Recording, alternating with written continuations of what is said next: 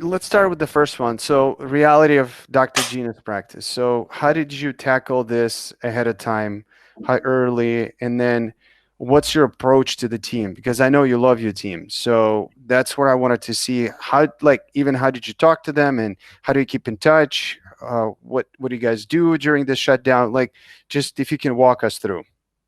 Absolutely. So I was watching what's going on over the weekend, last weekend, not this weekend, that just passed. And so last Monday, I went into the office, and the first thing at morning huddle, I just said, look, we're going to be closing down. And the very first thing that I assured them that I will do everything in my power to make sure that their jobs are still there and that they're getting paid during this time period. I said, I don't know what we're going to do. I mean, obviously, I have a little bit of a cash reserve to help cover their salaries, but at some point we're going to have to.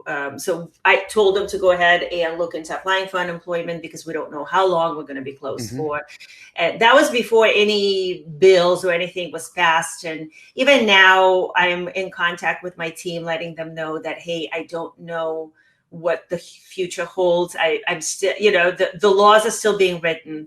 And at this point, it's just basically letting them know that I'm thinking about them. And it's funny because we have a couple of ways of keeping in touch. We obviously talk on the phone as needed if anyone has questions, but we have a group thread, texting thread going, and it's a nice thread because people are making jokes. Someone just recently said that they realized that they never want to be a stay-at-home mom during the last week. And I think there's a lot of consensus among my employees that that's in fact the case. One of the things that I was paying close attention to is the information that I was getting from HR for Health and also from Paul Edwards. I'm spacing out on the name of the company. I interviewed them on my podcast previously. He started HR Basecamp, where he's putting Hmm. out information as information develops. And so those two individuals are the ones that we want to pay close attention to. And I can send you their information after we're Hmm. done That'd with be the awesome. Hmm. podcast so that others can go ahead and also kind of start following them. Paul is putting out a lot of information on his HR Basecamp Facebook group, which is very helpful. And like I said, the laws are changing nonstop. And so at this point, the best we can do is just assure our team is that what we're doing is to the best of their interest. I haven't let go anyone, but what I did tell them is to go ahead and apply for unemployment because at the time, and I don't think it has changed, we were told that we can still they can apply even though they're not terminated. Obviously, I'm continuing their medical insurance. I'm continuing other benefits. And what we've done is we separated the schedule. So we each took a shift that we're on call. We've had some emergency patients call in, and tomorrow my Hmm. associate is going to see some emergency patients with. So each one of the doctors took a day or two that they're sort of on call covering. Each one of the assistants took a day to come in and assist the doctor as needed. So as far as emergency procedures, obviously anyone who's in pain, anyone who is in severe discomfort. Maybe it's not the type of pain where, if we were just closed for the weekend and opening on Monday, we would not necessarily go see them, maybe not in the bull's tooth or anything. And that's a problem with what we're getting from the boards. Like if someone falls and their front tooth is avulsed, we know we need to see them within 2 hours. It's not life threatening.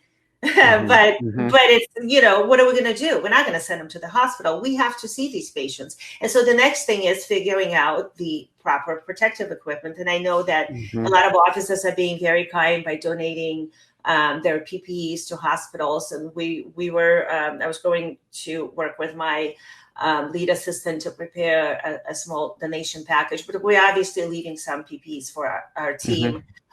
One of the things we're doing, we don't have N95 masks. It's one of those things like dental offices never had them.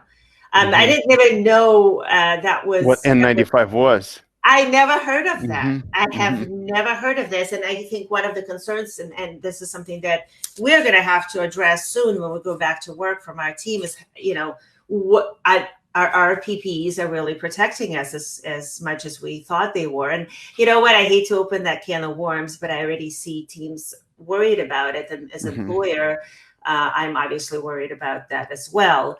But so what we're doing for now is we're using a double mask and a face shield, and we're using those surgical caps and surgical gowns, disposable, to see patients. If you can do this, then obviously bandanas, regular clothing, just throw them in the wash right away if you can. I have a washer and dryer in my office, but if you don't take that home. There's got to be like industrial laundries, or Hmm. I have no idea, but I wouldn't take that home. I am not sure what organizations like OSHA and HIPAA are going to do during this time. I know that those who are Medicare providers, Trump lifted HIPAA restrictions in order to facilitate patients being seen during the crisis. I don't know what OSHA is going to do, but I still wouldn't take those PPEs home to wash them. No, no, Just yeah. find a commercial place to wash them, or even just like wash them in a sink in the office, hand wash them. But yeah, that would be the way to go if you don't have disposable gowns and caps.